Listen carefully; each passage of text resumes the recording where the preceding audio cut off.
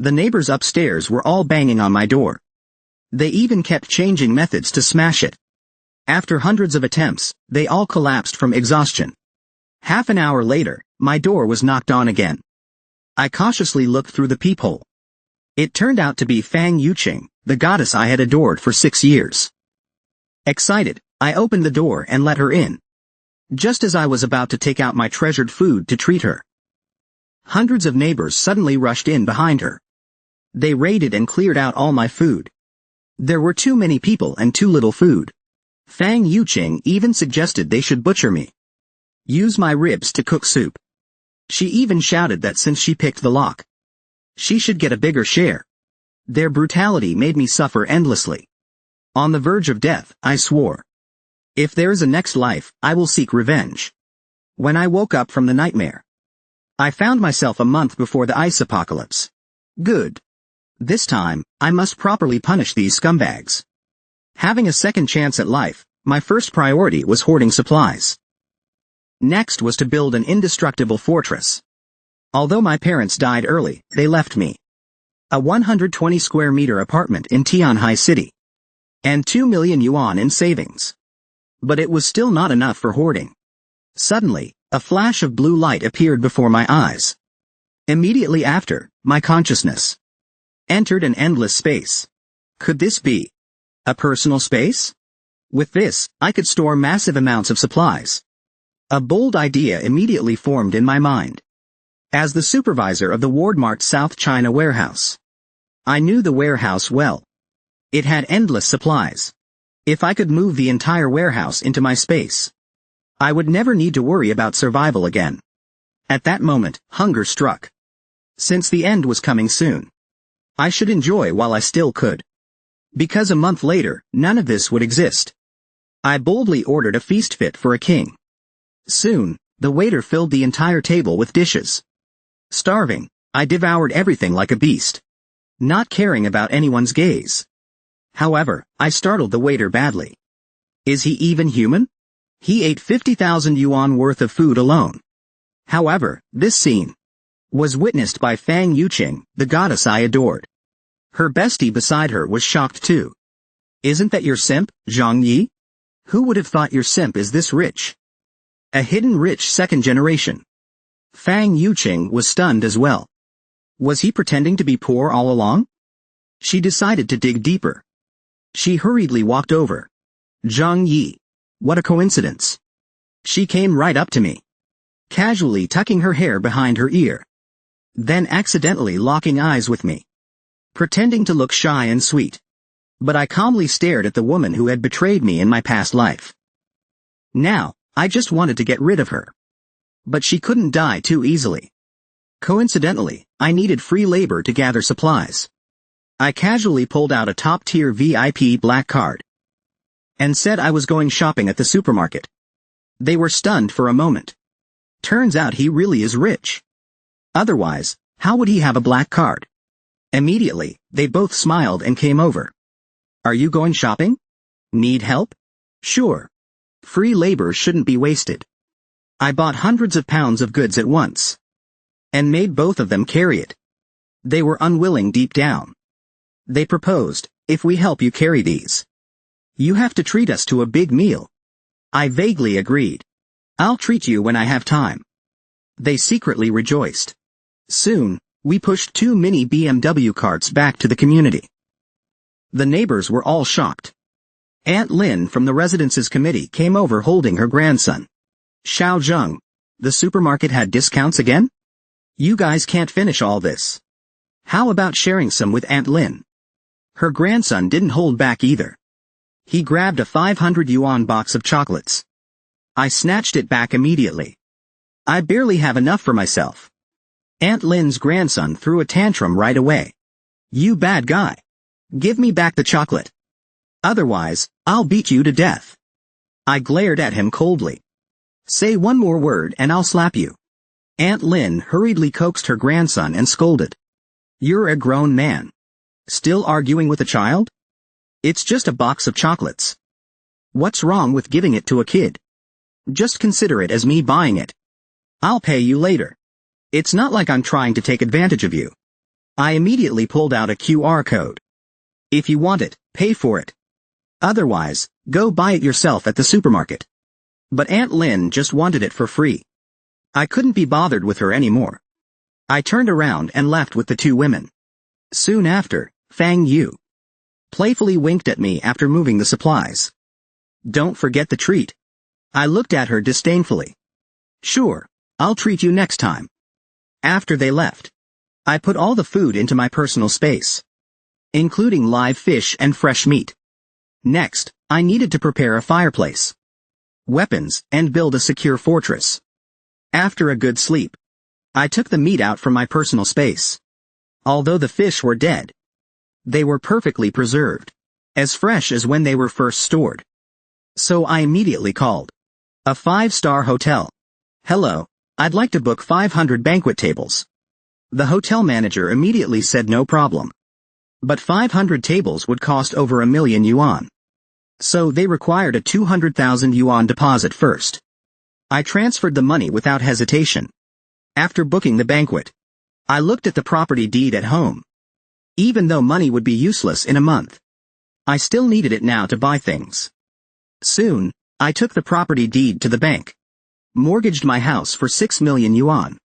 But it still felt far from enough. Just then, a charming voice rang out. Bro, need urgent cash? A well-dressed agent approached. I glanced at him. And you are?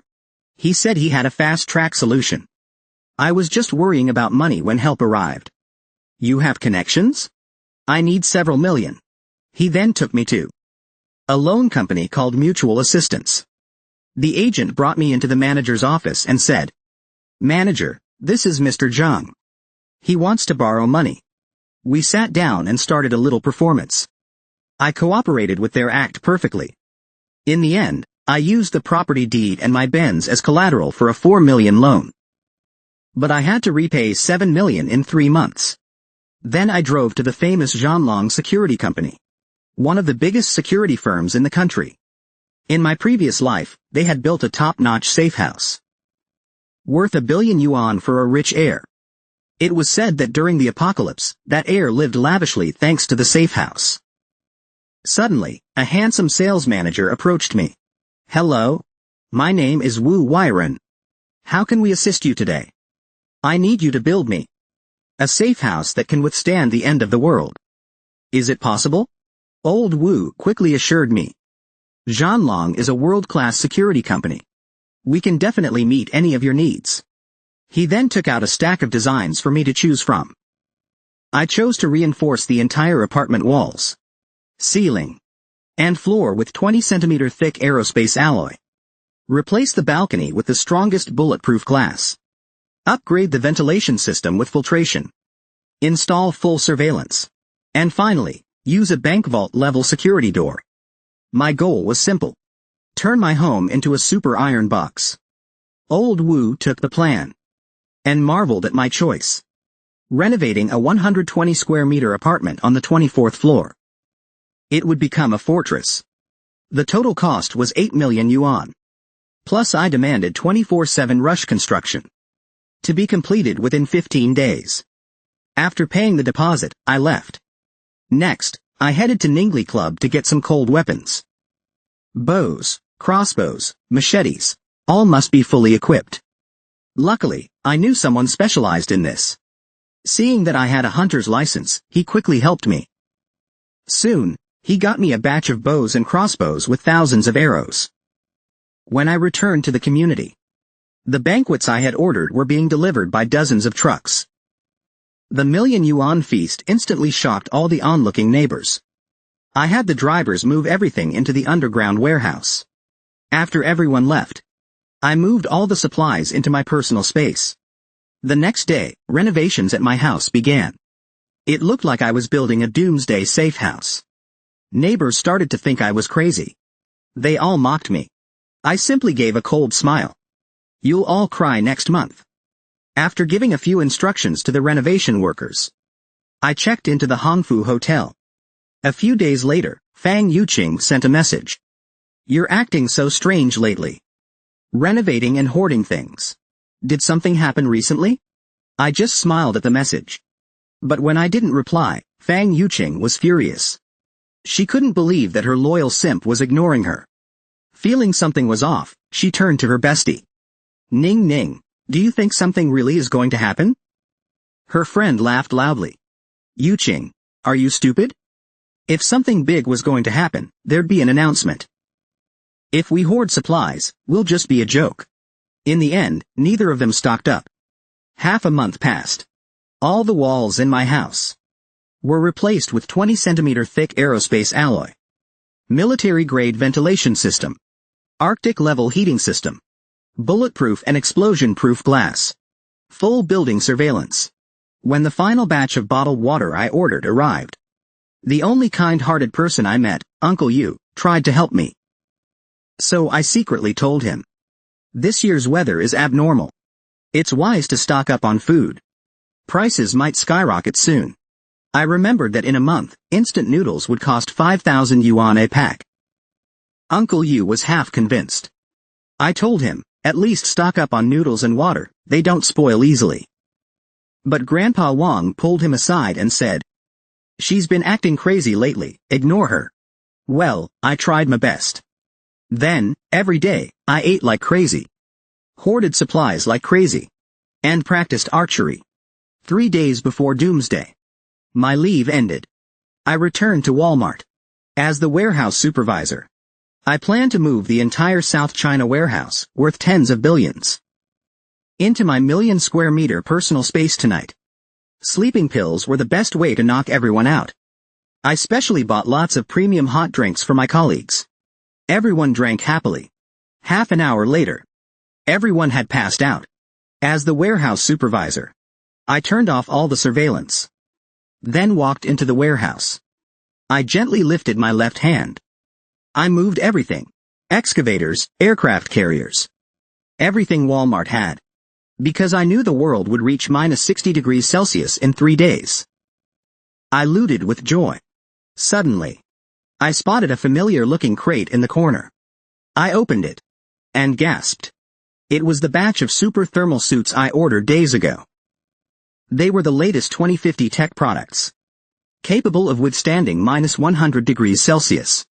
9,972 minutes later, I emptied the entire 1,000 by 1,000 meter warehouse. Then I drank a small amount of drugged water. And made it look like I had passed out first by holding a colleague's hand. Soon, I was shaken awake. Supervisor. Supervisor. Something's wrong. Something big happened. I looked dazed. What happened? There was chaos. Unbelievable. Our warehouse has been emptied. What?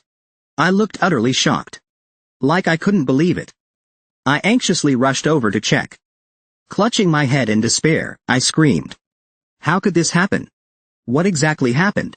One of my subordinates handed me the phone. Supervisor. It's the manager calling. The manager roared over the phone. Zhang Yi. Someone reported that the entire warehouse has been emptied. What's going on? I put on a guilty expression. I'm not sure either. I just rested for 2 hours on shift. And somehow the whole warehouse was emptied. The manager cursed furiously. Impossible. Were you acting as an inside man? Taking advantage of the chaos? Did you steal it yourself? 3 days before doomsday. While no one else had stocked anything, I had already moved the entire million-square-meter Walmart into my personal space. The Walmart manager went crazy, asking if I, the supervisor, had betrayed the company. Of course, I denied everything. The manager called the police. That night, everyone on duty was brought to the station for questioning. But there was no evidence. And no one believed I could empty the warehouse alone. So the police just told us not to leave Tianhai City and cooperate with the investigation. After leaving the station, it started snowing heavily. I rushed home. I knew it was the prelude to doomsday. At 2 a.m. 3 days later, the aftershock of a supernova explosion would sweep across the Earth. Temperatures would plummet. Even around the equator, it would drop to minus 10 degrees Celsius. Blizzards and howling winds everywhere. I drank some hot water, quietly waiting for humanity's madness. People in the south, who had never seen snow, were still excited. But I knew. The snow would last for 3 months. And global temperatures would drop to -60 degrees. On the first day, Southerners admired the snow. But on the second day, when they opened their doors, the snow was already 1 meter high. Most people began shivering from the cold. Meanwhile, I, who had a fireplace and enough food prepared, slept soundly in my 27-degree safe house. Suddenly, my phone rang urgently. It was the White Lotus I had adored for 6 years in my past life. She immediately started complaining. Zhang Yi, you were crazily hoarding supplies earlier. Did you already know about the weather? Why didn't you warn me? I coldly chuckled. And hung up. The woman who boiled my ribs for soup in the past life. Should I warn you now? She exploded with anger. Damn it. A stupid simp dares to hang up on me.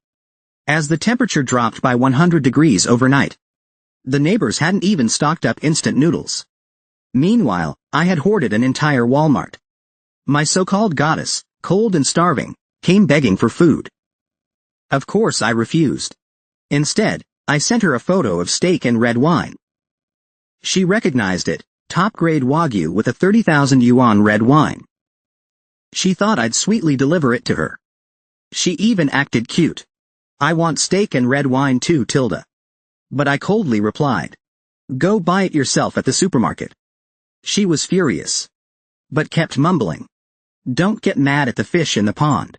In my past life, she boiled my ribs into soup. In this life, I would properly mess with her. At the community gate, Aunt Lin from the residences committee stopped people from going out to buy supplies. Everyone, calm down. The extreme weather will soon pass. Don't rush out to hoard supplies. I laughed as I watched it through surveillance. Right now was the final golden window to stock up. Yet that fool Aunt Lin just wanted to flaunt her authority. And blocked everyone. The neighbors argued back. I walked downstairs to confront this troublemaker. Aunt Lin, what if the snow lasts a long time? And you stopped people from buying food? Will you take responsibility then? The neighbors agreed. Yeah. If we have nothing to eat, who's responsible? Aunt Lin blurted nonsense. Don't worry. The residences committee responsibly assured everyone that supplies would not run out. And the snowstorm would soon pass. Then she immediately accused me. Zhang Yi. You're stirring up panic. That's against the law. TCH. In this freezing weather. I definitely wasn't going out. Hoard if you want, I don't care. A few days passed. The temperature dropped to -70 degrees. And the entire first floor was buried under snow. Then Aunt Lin directly tagged me in the group chat. Zhang Yi. The entrance of Building 21 is blocked by snow. Bring tools and come out to clear the snow. I checked. Besides me, she also tagged the most honest people in the whole building. Meanwhile, she herself was warming up by the fire with her grandson. I immediately fired back. Only an idiot would go out now. Snow falls faster than we can clear it. The other honest residents chimed in too. Exactly. -70 degrees outside. We'll freeze to death. Aunt Lin was furious. Again, it's that brat causing trouble. She angrily typed away. What kind of attitude is this? Snow clearing isn't for me. It's for everyone. You're all young and strong men. And yet you hide at the first snowstorm. Shameful. Where's your dignity? Zhang Yi. In the name of the committee, I order you to go out and clear the snow. Anyone who opposes will be dealt with later. TCH. Blabbering nonsense again. Such little power yet acts like a tyrant. Today, I'll completely shut her up. I furiously typed. If it's for everyone, shouldn't the committee lead by example? And why only pick the most honest residents? The strongest thugs in the building. Chen Zhenghao and Xu Hao. You don't even dare mention. Exactly. Why should honest folks owe you? Why not ask Chen Zhenghao and Xu Hao? In my past life, it was Chen Zhenghao who kicked down my door. And Xu Hao who swung the first axe. TCH. Damn Zhang Yi. You've thrown me under the bus. But if I don't do anything now, no one will respect me later. So Aunt Lin reluctantly tagged Chen Junghao and Shu Hao in the group, telling them to come out and shovel snow too. Chen Junghao was stunned for a moment. Then he cursed loudly. Aunt Lin, are you crazy? It's snowing like hell and you want us to shovel? One more word and I'll break your legs. Aunt Lin didn't dare say a word after that. Rich kid Shu Hao was even more direct. What's snow shoveling got to do with me? You stupid old hag. Living off our property fees. And still acting high and mighty? You think you're the boss? Ridiculous. He even posted a picture with his girlfriend. Captioned, "Stupid bird, stop bothering me." Aunt Lin was so angry she was trembling. She couldn't afford to offend these two. So she blamed it all on me. If it weren't for me, she wouldn't have had to tag those two. While cooking, I listened to Aunt Lin furiously ranting about me in the group chat. I replied coldly, "You coward who only bullies the weak. Trying to show off to me? Keep barking. And I'll end you." Seeing how tough I was, Aunt Lin instantly chickened out. She mumbled softly, "You'll get yours later." Suddenly, there was a loud banging on the door. I looked. It was Chen Junghao from earlier.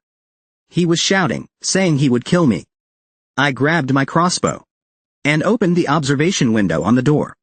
Let's see who kills who. In the apocalypse, even a pack of instant noodles could marry off all the women in the neighborhood. Yet I had hoarded an entire Walmart. Many neighbors who knew began coveting my supplies. But what they didn't know was that I had crossbows worth millions, and 8 million worth of security systems. In the last life during the apocalypse, this bunch stormed into my home, killed me, and cooked me into soup. The first to come was the local thug boss, Chen Junghao. He started by smashing my door, threatening to kill me if I didn't open up. So this time, I planned to kill him first. Slowly, painfully. He was the first to storm into my home last time, and the first to chop off one of my arms with an axe. I aimed at his calf. He was still shouting, "You coward! If you don't open up, your death will be worse." The arrow flew fast as lightning, piercing straight through his calf. So satisfying. A month's practice wasn't wasted. He screamed, clutching his leg in pain. I watched through the peephole, amused. In 3 years living here, he bullied everyone. During the apocalypse, he killed nearly 100 neighbors. This time, he's screwed. In -70-degree weather, without immediate care, he'd lose the entire leg, then die slowly.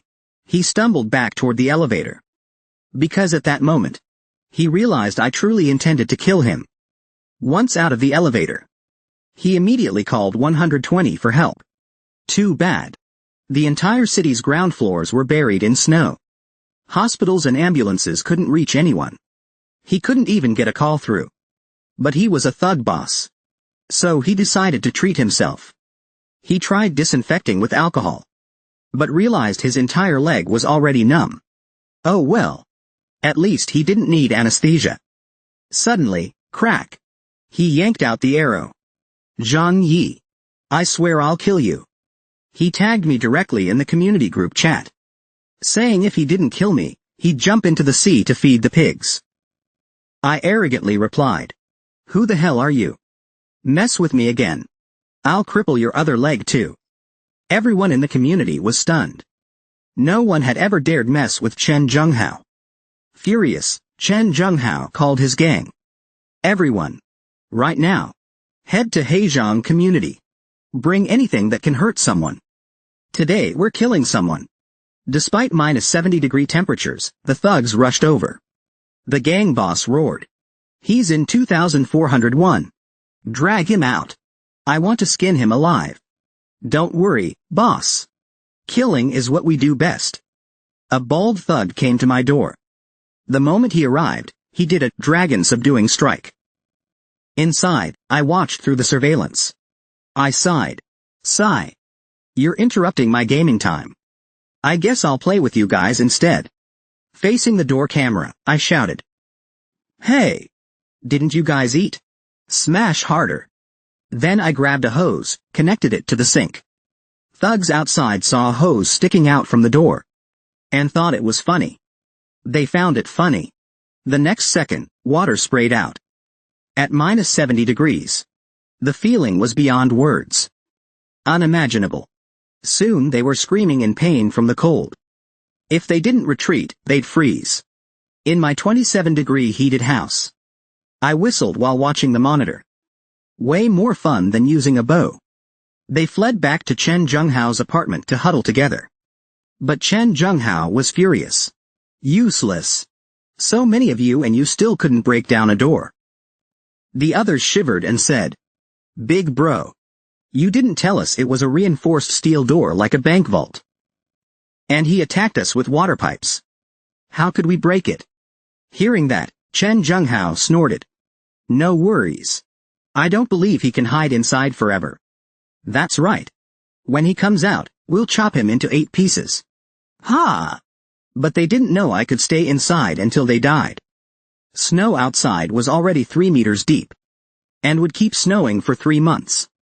I watched the neighbors, tricked by Aunt Lin, shoveling snow. I sighed at their naivete. Soon. 95% of them would die. The news was still reporting on global disaster efforts. But in a few days, everyone would realize. This wasn't just a blizzard. It was the end of the world.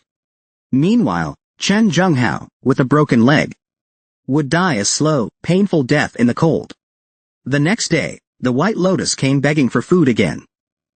Of course, I refused. But being kind, I sent him a picture of a big lobster. I wanted him to drool uselessly. He thought I'd sweetly deliver it. He teased. Wow, your lobster is so huge. For some reason. Today I really want to eat lobster too. I coolly replied. Well, I think the lobster's pretty big too. I'll definitely invite you next time. The cruel can't-eat tease made him explode in rage. Damn Zhang Yi. I'll demote your ranking among my simps by 10 spots. No. 100 spots. However, his green tea bestie thought they could still scam me more. So she quickly sent another message. Zhang Yi, you're so dumb. Yu Qing is upset now. Do you know how serious this is? Is it really serious? Oh, by the way. Should lobster be cut up or eaten by hand? You idiot. The snow won't last forever. Hold out for 2 meals, bring her the lobster. And you'll win Yu Qing's heart. Isn't that a big profit? You're so stingy. You clearly don't love Yu Qing at all. Hey, these 2 manipulating fools were so skilled. Hee hee.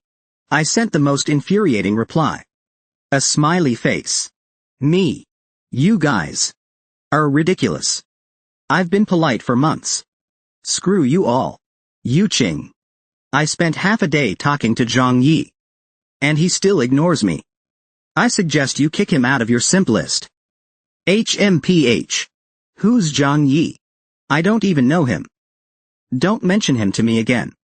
But still bitter inside. They decided to find another brainless simp to use. Hey. Joe Peng? We have a small favor to ask. Just 3 seconds later. Joe Peng, panting heavily, delivered them food. Yu Qing. I brought you the food. I picked the most expensive and best stuff from home. Fang Yu Qing's way of raising simps was flawless. She was both shy and daring. Thank you. Joe Peng, you're so kind. No problem. For you. I'd do anything. All right. Before he even finished his confession, the green tea bestie slammed the door on him. TCH. Such a loser. And he dares to dream of me? Hey. Maybe in your next life. The blizzard continued for 3 more days. I knew true mass panic would break out tonight. Because the entire city had lost power. 691 cities across the country went dark simultaneously. Only my home was brightly lit. Neighbors gathered in the hallway complaining. No water, no power at minus 70 degrees. People are gonna freeze to death. Sigh. Snowed for 6 days already. If the cold doesn't kill me, hunger will. I licked my teeth after finishing 2 chicken legs. Then played 3 rounds of games to relax. The apocalypse was truly terrifying. Thankfully, my reborn self was well prepared with a generator. And an entire Walmart hidden in my space. Aunt Lynn from the neighborhood committee was trembling, hugging her grandson. How could just a blizzard cause a nationwide blackout? She checked the community group and was shocked. Apparently, this was a once-in-100,000-year snow disaster. It might even lead to a mass extinction event. Several major cities had already fallen. Rescue efforts couldn't keep up. Survival now depended on stockpiled supplies. Aunt Lynn was stunned. But quickly came up with a scheme. Since only she knew the situation. She decided to trick the neighbors out of their food. Even if it meant sacrificing everyone else. She had to save herself and her grandson. She immediately started spouting lies in the group chat. Just received word. This disaster is only temporary. Officials are working on restoring water and power. The government has given full authority to community committees. If you don't cooperate, you'll be arrested and interrogated later. What the hell? Since when does the community committee manage everything? Ridiculous old woman. She can't solve anything. Just loves bossing people around. Old bag. Useless. Only knows how to order others around. In-game, I checked the chat. After lying, Aunt Lynn started her scam. In order to survive together. Starting now. The committee will collect supplies from every household. For unified distribution. Damn, same old trick. Collection was real. Distribution? Never. First person she privately messaged was me. Xiao Zhang. You're the Walmart warehouse supervisor. You hauled dozens of truckloads of goods home recently. Now that everyone's struggling, it's your turn to shine. Don't worry. Once the snow passes, we'll repay you double. Bullshit. That's how they trick you. Once I hand over my supplies, the neighbors would storm my home. So I coldly replied with a voice message. Awesome. Aunt Lynn. I just ran out of food. Once you collect supplies, remember to share some with me. Aunt Lynn was furious. Liar. Eating dozens of truckloads in a week? Did you eat 2 chicken legs per meal? Stay calm. Zhang Yi is key. My grandson and I are depending on him. We must trick, not offend. So she forced a smile and said, Xiao Zhang. This is an order from the organization. You have no choice but to obey. Besides, you contributed to everyone. Everyone in the organization will remember your good deed. Be obedient. Bring it over to Aunt Lynn. Set an example. While chewing on chicken, I said, there's really nothing left at home. Why don't you take the lead first? Share a few packs of instant noodles with everyone. Screw your grandpa, Zhang Yi. Zhang Yi. I talked nicely to you but it doesn't work. Now I'm speaking as a representative of the organization. If you resist, you are defying the organization. I'll deal with you later. TCH. You? A mere neighborhood committee member. Not even a civil servant. Nor a public institution worker. Usually just fooling yourself. Now you think you're somebody? Forgot to take your meds? He furiously hung up the phone. Venting his anger. Damn bastard. At least I'm a community leader. Watch how I deal with you later. Honestly speaking, there are still suckers who offered him tribute. Sigh. Honest people always suffer most. Sure enough, 3 days later. Those honest people were in the group chat. At Aunt Lynn. You said you would collect and redistribute the supplies. I already handed over my stuff. Where's the distribution? Aunt Lynn ate the food she scammed. Sneering coldly. Bunch of idiots. I worked hard to scam these supplies. Why would I share them with you? Suddenly, a call came. Oh. These fools even dare to call me? Not answering. *T. It's the gangster boss of our neighborhood. Chen Zhenghao. Aunt Lynn immediately switched to a servile tone. But Chen Zhenghao cursed as soon as he spoke. Old hag, nice trick. You even dared to scam the neighbor's food. Aunt Lynn panicked inside. She forced herself to stay calm. As a neighborhood worker, it's my duty to manage supplies for everyone. Perfect then. My Chen family is short on supplies. Bring them to me. These supplies. I still need to manage them. And some haven't been handed over yet. Distribution can't start. Screw you. Think everyone's an idiot? You better bring it down yourself. Otherwise, I'll come with a dozen brothers. And take it personally. Aunt Lynn's face turned deathly pale. She mustered up courage. I'm warning you. I'm a neighborhood committee worker. Peeved. Have you ever done anything right? Useless hack. He said, and took his gang to rob her place. Meanwhile, watching the surveillance, I saw this dogfight unfold. I decided to eat 2 tons of chicken legs to celebrate. Then turned on video recording. Chen Junghao shouted at Aunt Lynn's door to open up. Aunt Lynn desperately blocked the door. But a dozen gangsters soon broke in with steel pipes. I saw Aunt Lynn's terrified face on the monitor. Her screams were as miserable as a slaughtered pig. Chen Junghao slapped her 314 times. For stopping people from buying supplies. For lying about a 3-day snow disaster. For tricking everyone into handing over supplies. Aunt Lynn collapsed to the ground, unable to speak. Chen Junghao roared furiously. Search the whole house. Take all the food. We're delivering divine justice. The gangsters were thrilled. They majored in smashing, looting, and robbing at university. They immediately dug out a bunch of food. Aunt Lynn cried as she hugged Chen Junghao's leg. These are supplies I hoarded myself. Why are you taking them? My grandson and I still have to survive. Chen Junghao sneered. None of my business. Get lost. Then he kicked Aunt Lynn hard in the face. Aunt Lynn screamed and fell to the ground. Her grandson froze. He shouted angrily with a knife. Bastards! Get out of our house! He actually pulled out a knife and stabbed it into a gangster's butt. The gangster was furious. He kicked the kid with all his strength. The little boy was kicked flying. 8 ribs out of 9 broken. He collapsed limp to the ground. The other gangsters laughed loudly at the scene. Aunt Lynn went crazy and rushed over. My grandson. My grandson. Chen Junghao wore a self-righteous face. Serves you right. Cheating neighbors. You deserve this. After saying that, the gang was overjoyed. And carried all the food away. Watching the whole thing on surveillance. I knew one thing. Law and order had collapsed. The true apocalypse had arrived.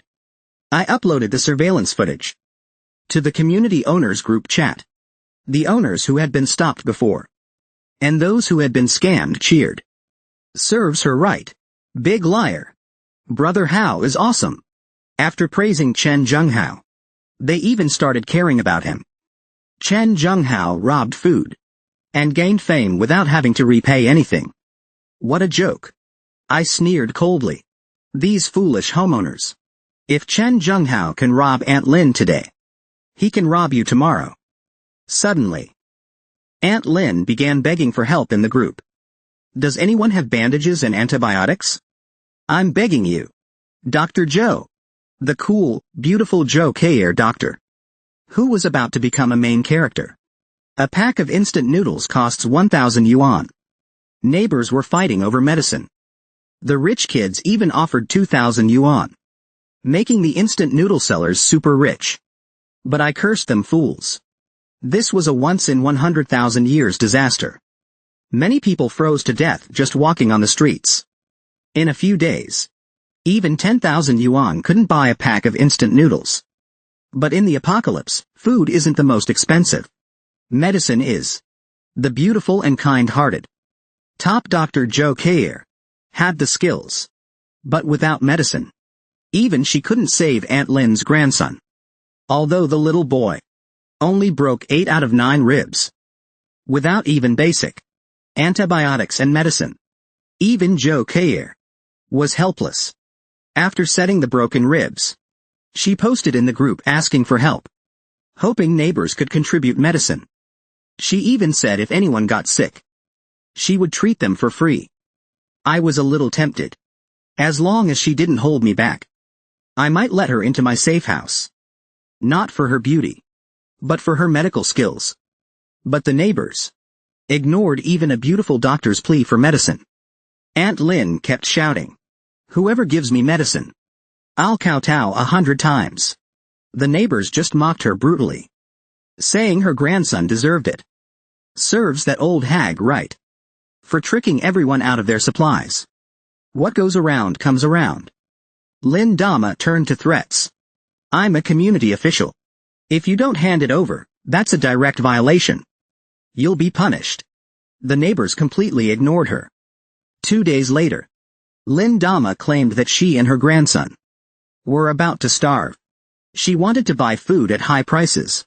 Other neighbors also desperately sought food at high prices. But no matter how much they offered, all supplies were snatched up by rich second gens paying double. The neighbors cursed them as shameless. The rich kids mocked the neighbors for being naive. Some women with decent looks started offering themselves when money failed. But beauty was worthless in the apocalypse, especially in -60°C weather. Yet the White Lotus I chased for 6 years was completely clueless, knowing full well I had stockpiled dozens of trucks of supplies. She still acted cold and aloof, waiting for me to kneel and offer them to her, until she starved and lost over 100 pounds. And finally video called me. I deliberately, casually, showed 2 roasted chickens on my table in the call, chatting while wiping sweat off my forehead, while she and her bestie cried with hunger. In their -60°C room, they had only one thought. Even if it meant kneeling, they had to move into my house. Temperatures dropped 100 degrees overnight. All 691 cities nationwide lost power. At first, people weren't too panicked, until 10 days later when power briefly returned. But the so-called good news was an official announcement. From now on, a maximum of 1 hour of electricity per day. Because this was a once-in-100,000 years snow disaster. Survival depended entirely on self-rescue. Those still clinging to hopes of rescue completely collapsed. Instantly, the price of a packet of instant noodles rose from 1,000 yen in the morning to 5,000 yen by noon, and 10,000 yen by evening. Meanwhile, I had dozens of truckloads of supplies at home. I became the object of everyone's longing. The White Lotus I chased for 6 years was the third person to knock on my door. But she still hadn't realized. This was the apocalypse. Still pretending to be high and mighty, waiting for me to deliver food to her. I sneered inside. During the video call, I accidentally showed off the 2 roasted chickens again, wiping sweat from my forehead and saying it was too hot. In her -60°C room, having lost over 100 pounds, she finally broke down. Her attitude completely reversed, begging me to let her in, hinting wildly that she wanted to move into my house, even coquettishly saying for the first time in 6 years that she missed me. I only felt nauseous. This woman, who once boiled soup with my ribs, now dared act pure? I directly mocked her. In this freezing weather, you better stay home. Besides, my cozy 27°C home isn't meant for your icy attitude. Zhang Yi, are you even a man? I've already lowered myself. And you still lowered yourself? You only came crawling because I have supplies.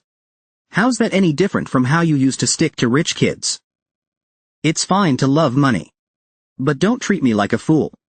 That completely shattered her mask. She exploded. Screw you. Shut up. I only told the truth. We're neither family nor friends. Why should I help you? Because you're stupid? Or because you're a green tea bitch? Ridiculous. Ridiculous. Ridiculous. She hung up furiously. I've already humbled myself to seek you out. And you still refuse to kneel and grovel. And she even cursed me. This lady will never give you another chance in this lifetime. But her bestie added insult to injury. Sigh. It's your fault for not seizing your chance before. Honestly, you deserved it. Still acting all high and mighty at a time like this. Getting exposed serves you right. If I had his conditions now, I wouldn't care about you either. Get lost. You filthy woman. Fang Yuqing and her bestie started fighting. 9,962 minutes later. After cooling off, they decided. Might as well kill me together. And take over my house. So she called up a top-tier simp from her fish pond. Just because I refused to be her doormat. She wanted to kill me.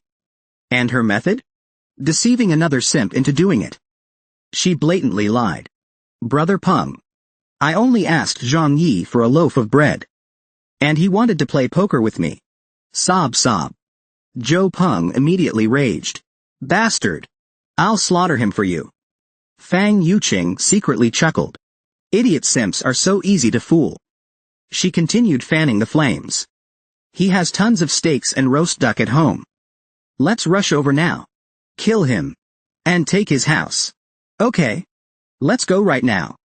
They braved the minus 60 degrees Celsius cold. And came to my doorstep. Zhou Peng knocked with a cleaver. Zhang Yi. It's me, Zhou Peng. We're former colleagues. Can I trade some fever medicine for food?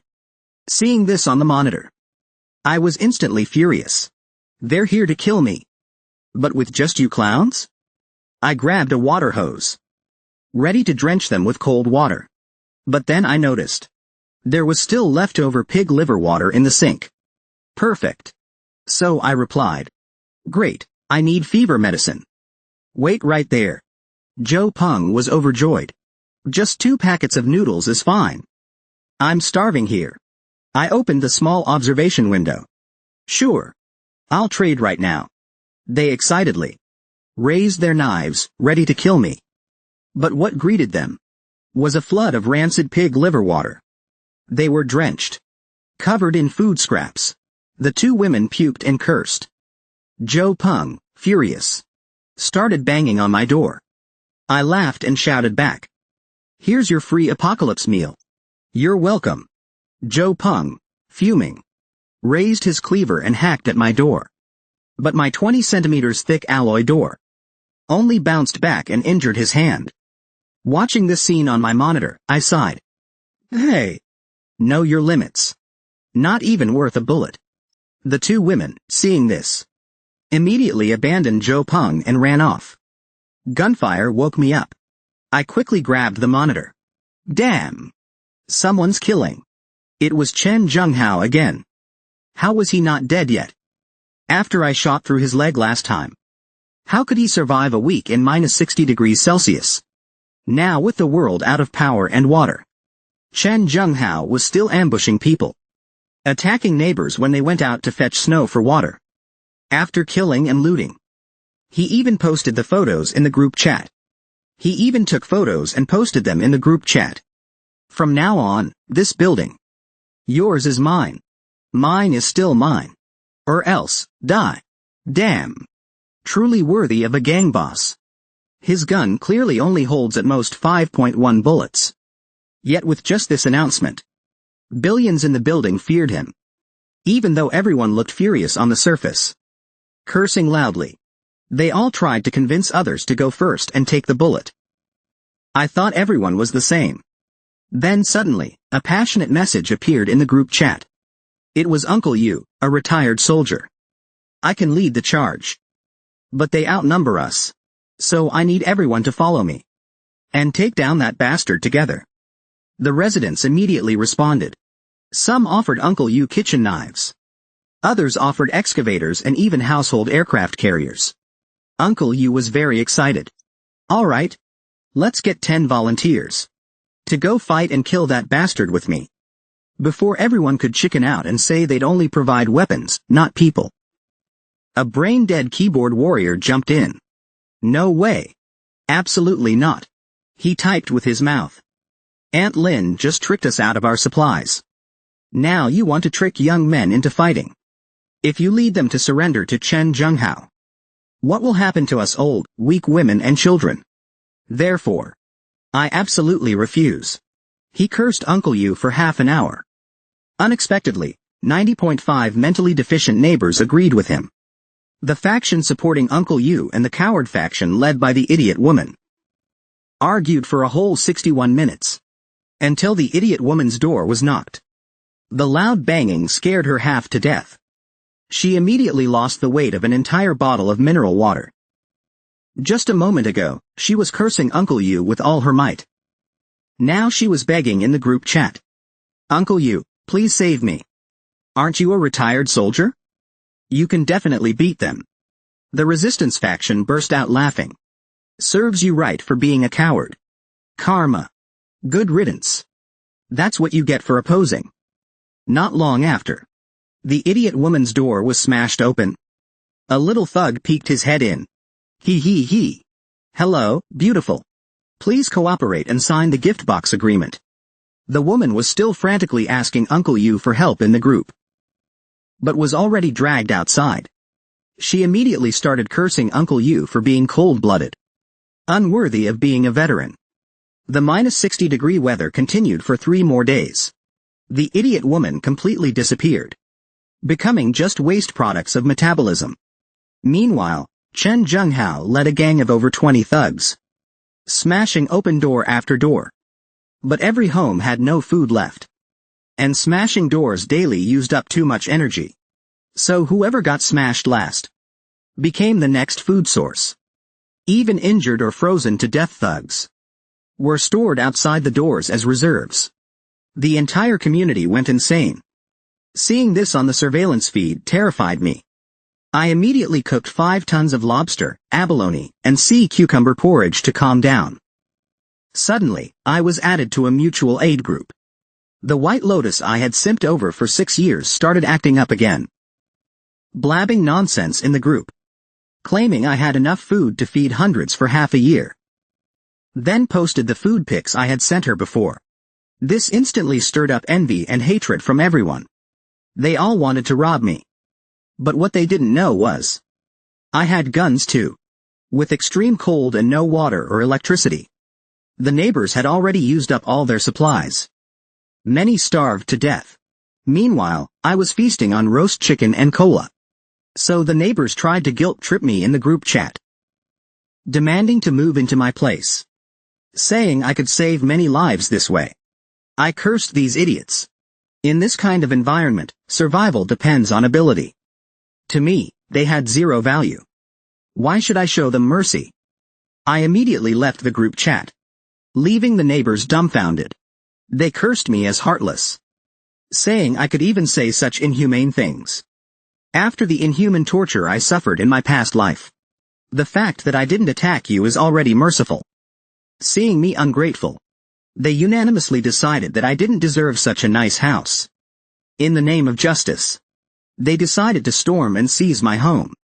Coincidentally, one of them had worked at a locksmith company, able to unlock 99% of the locks in the market. The White Lotus I'd simped for 6 years was overjoyed. That's perfect. Once the lock is open, we'll storm in together and kill that bastard. So the crowd gathered at my door. The White Lotus sneered at the door. Last time you splashed water. This time, I brought an umbrella. Let's see what you'll do. The yellow-haired guy mumbled as he picked the lock. Zhang Yi. Once we get in, you're finished. Meanwhile, I was watching through surveillance, sneering. Trying to pick the lock? My door weighs tens of tons, and is reinforced with 5 layers of defense. The security level is equivalent to a bank vault. Ordinary people could never open it. I then entered the defense management system and activated the high-voltage defense function. The confident yellow hair instantly experienced the joy of 100,000 volts. His whole body emitted a dazzling light, like the god of thunder himself. The White Lotus beside him was scared stiff. Soon, the yellow hair, almost fully cooked, roared. Zhang Yi. You damn bastard. Get out here now. You killed someone. Shouldn't you explain yourself? I grabbed my crossbow while sneering. Still pretending? You tried to break in to kill me and take over my home. Damn it. This is my house to begin with. Yet you act like you're the rightful owners dividing up the place. Fools. After saying that, I raised my crossbow and aimed at them. With the extreme cold and no water or electricity, the neighbors' supplies had been exhausted. So they targeted me. even sending a locksmith to break into my house. But they didn't expect I was ready with my crossbow. I decisively pulled the trigger and fired. In the next moment, the glasses-wearing guy holding a shovel was shot. The sudden attack left everyone stunned. Joe Peng and his cousin quickly suggested retreating.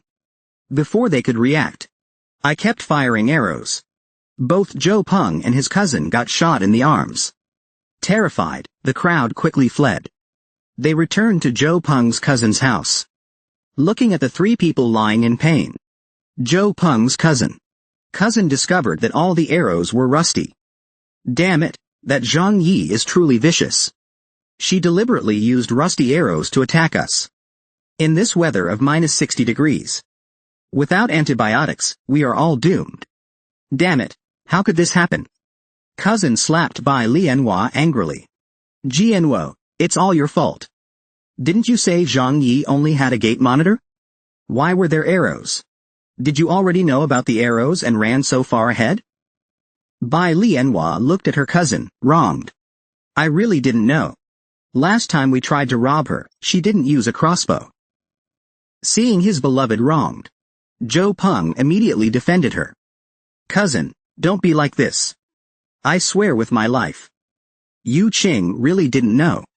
Cousin glared angrily at Bai Lianhua. Cheap woman. They're all injured. You are responsible for taking care of them.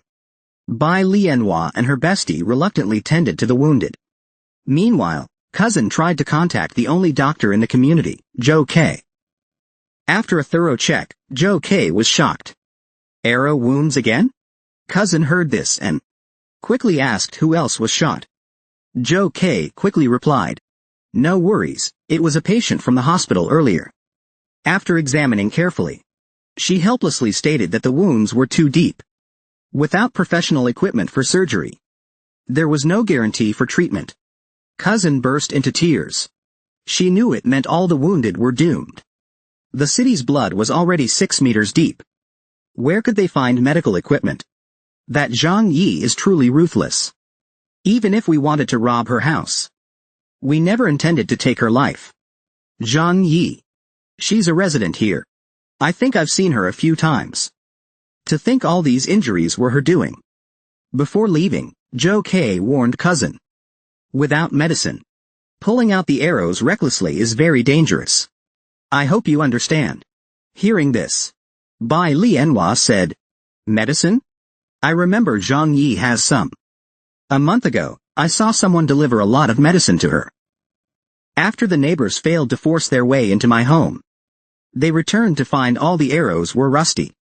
The doctor even announced that without medicine and equipment, death was certain. At this moment, Bai Lianhua remembered that before the disaster, Zhang Yi had stockpiled supplies heavily. She had bought truckloads of medicine. Joe K was stunned. Could it be that Zhang Yi had foreseen the disaster? If that's the case, there must be a huge stockpile of medicine. The bespectacled guy nearby suddenly smiled confidently.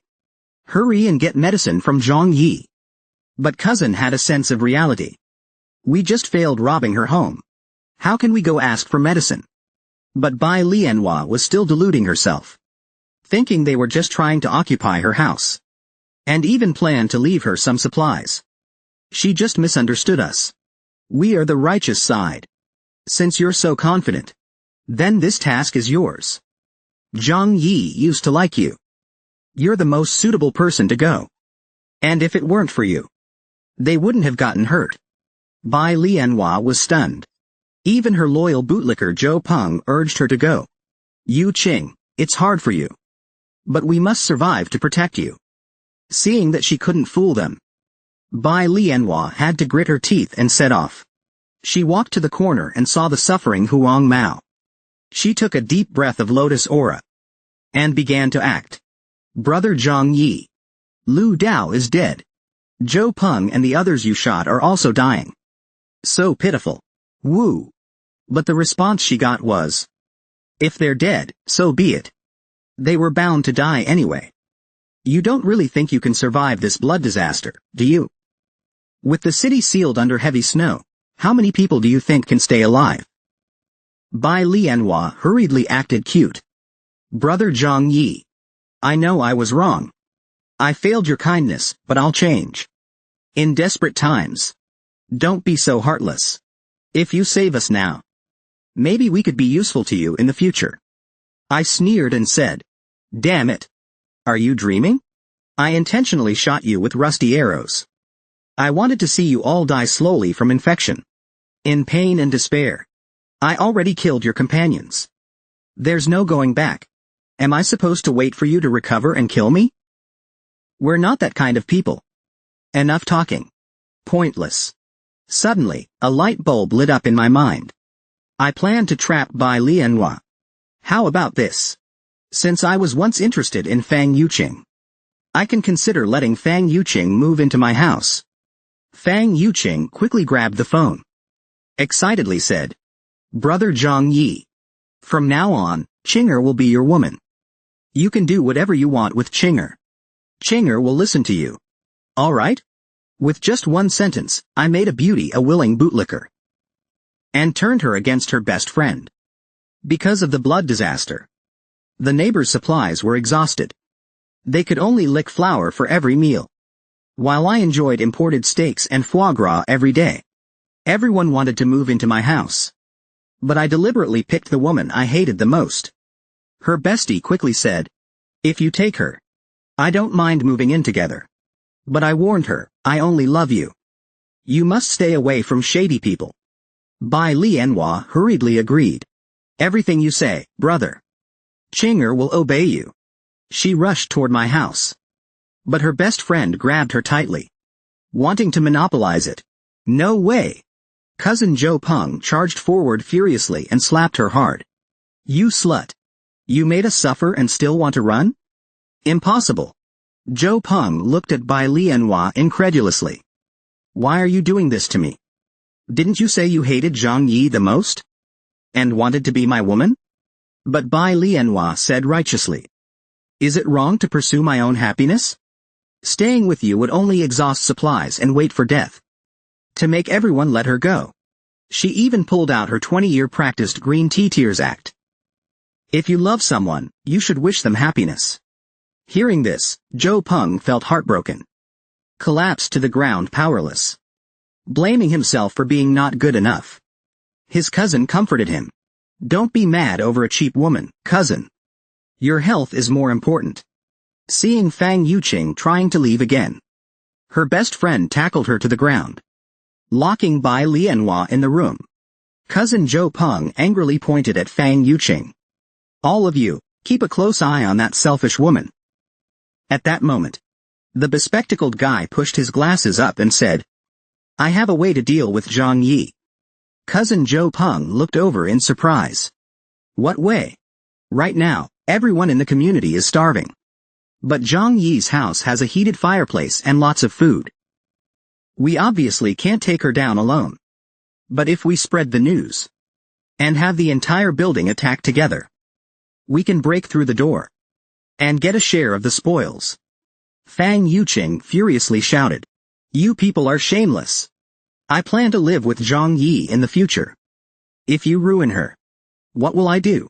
Cousin Zhou Peng was about to slap her again. It's all your fault and you're still acting high and mighty.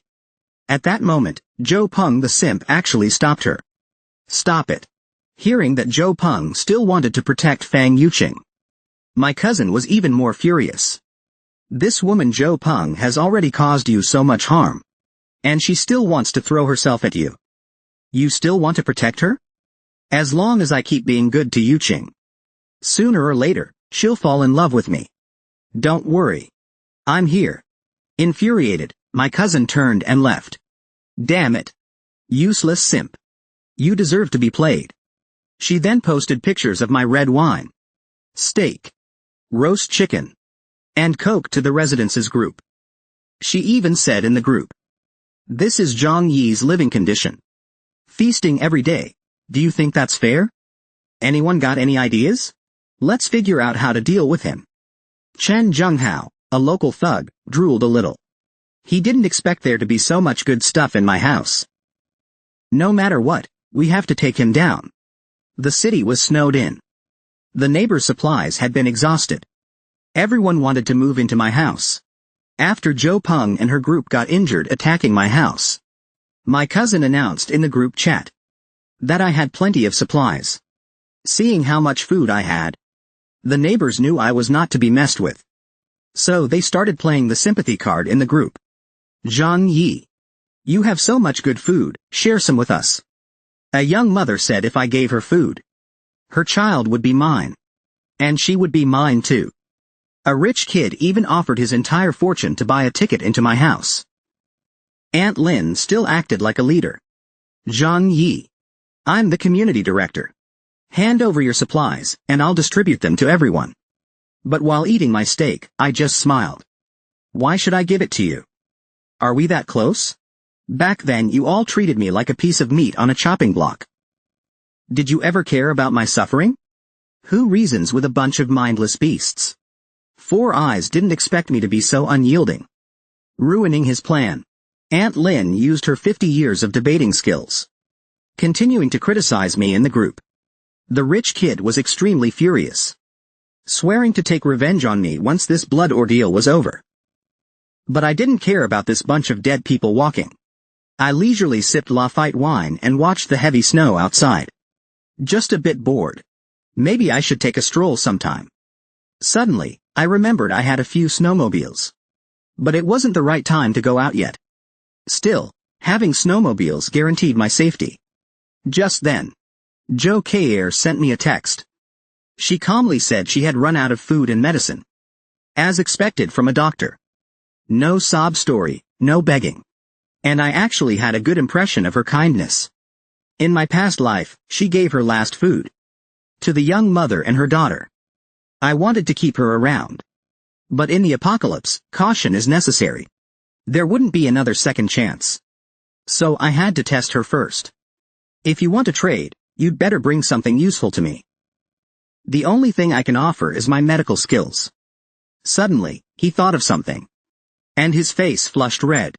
Was he thinking? I stated plainly. I can give you food and medicine. But you must help me with one thing. What is it? Very simple. Those neighbors will soon make a move on me. I need you to be my informant. Keep me updated on their plans. So do you want to stay with me? Or just watch from the sidelines? Hearing this, Jo Kair hesitated. The whole building's neighbors were banging on my door. But I was thrilled. Because I had experienced their true faces in my past life. That was why I fortified my home and launched a counterattack. 1 hour ago, I persuaded Dr. Jo Kair to be my informant, keeping me updated on the neighbors' movements. And also to save this kind-hearted and beautiful soul. At that moment, everyone in the residence's group, knowing I had a lot of food, immediately tried to morally blackmail me. They demanded I hand over all my supplies. I coldly looked at their endless greed. Even if I had to burn everything, I wouldn't give them a single scrap. The neighbors gritted their teeth in rage. The thug Chen Zhenghao stirred up the crowd to kill me, Zhang Yi. But since he had people and guns, he demanded half the supplies. Four Eyes suddenly became Chen Zhenghao's biggest fan. Right. We should put aside our grudges for now. The priority is to break into Zhang Yi's home. Take back the supplies that belong to all of us. Seeing how frightening the crowd was, Jo Kair and Uncle Yu quickly texted me. They're coming for your house. I simply replied calmly. Got it. Then I picked a Desert Eagle from my weapon storage. Jo Kair said worriedly. They've gone insane. There are at least a few hundred rushing over. Are you not going to do anything? I smiled confidently. Relax. But whatever you do, don't follow them here. Just sit back and enjoy the show. Soon, the neighbors came angrily carrying ice sticks as weapons. Hundreds of people packed the corridor tightly. Then they started taking turns smashing the door with a hammer. Zhang Yi, get your ass out here. If you don't want to die, this is your last chance. In the apocalypse, supplies belong to everyone. Hand them over now. Through the monitors, I saw Chen Zhenghao hiding behind the crowd, clearly letting the neighbors take the fall for him. The neighbor with the hammer was happily smashing the door. At that moment, I pressed the high voltage switch. Instantly, his whole body lit up. Like Thor reborn. The people behind tried to pull him back. But the high voltage latched onto them. In seconds, the crowd was dancing wildly. 30 seconds later, they all collapsed. The others quickly backed away in fear. Then Chen Zhenghao appeared with his men, armed with guns. They pointed guns at those trying to flee. Keep smashing. Anyone who runs will regret it. While they were smashing my door, I played music to cheer them on. Hearing the music, some of them even started dancing. Because 10 minutes ago, after Thor was electrocuted, everyone had wanted to run. But Thug Chen Zhenghao used guns to force them to stay, forcing them to keep smashing my door. Four Eyes was also fanning the flames. Zhang Yi is a monster. He killed his own neighbors. We must avenge them. But the neighbors were reluctant. They had just experienced the terror of high-voltage electricity. Four Eyes continued to deceive them. If we use wood to ram the door, we won't get shocked. Behind the door are endless food and a warm fireplace. The freezing, starving neighbors were easily incited again. Several of them lifted a huge log and started slamming the door. Brothers, ram it. Break in and grab the supplies. Listening to the rhythmic banging, I yawned in boredom, took a sip of 82 Lafite, and decided to ditch the dance music. Hearing the music, the neighbors got even angrier. Their rage turned into determination. They smashed even harder. But after just 10 minutes, they all collapsed from exhaustion. Then they realized the door hadn't been damaged at all. An office worker picked up a magnifying glass and checked carefully. It's a bank vault door. Damn. Is there no way to break through? Forget using wood. Even a bomb wouldn't open it. Without a key, only a world-class locksmith might have a tiny chance. At that moment, standing inside, I raised my crossbow and aimed. Swoosh. A man outside was shot through the throat. The neighbors screamed in terror and fled. But it was already too late. Reload, pull, fire, smooth and fast. Very quickly, several more fell to the ground. They cursed me as a devil. Called me scum worse than a beast. But I just kept reloading, pulling, and shooting my crossbow. Four Eyes, who almost got hit, suddenly shouted. Everyone, don't panic. I have an idea. The whole building's neighbors were smashing my door. They even changed tools to smash it. After hundreds of failed attempts, they finally realized it was a bank-grade security door. Four Eyes, who almost got shot, suddenly had a brainwave. We can't break the alloy door. But we can break through the walls. The neighbors suddenly realized. Yeah. Why didn't we think of that? With a few hundred people, it won't take long to smash through the walls. Instantly, they became frenzied with excitement. They picked up Thor's hammer and started smashing the walls violently.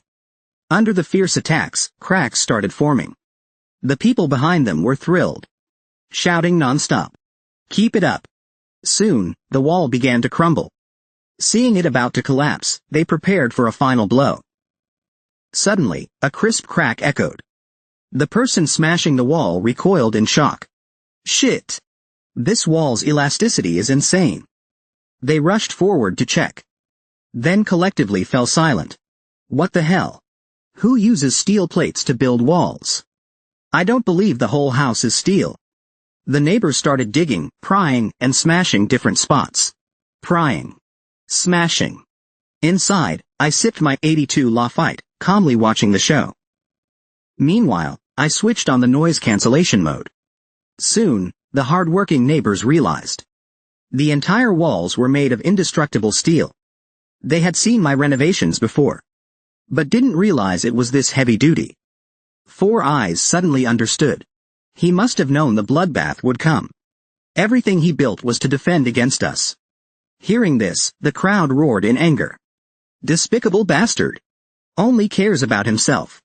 Doesn't care about the rest of us. If we all die, what's the point of you living alone? Won't you feel lonely? Won't you feel guilty at night? One neighbor completely broke down. One day, you'll regret not helping us. You'll be haunted by guilt forever.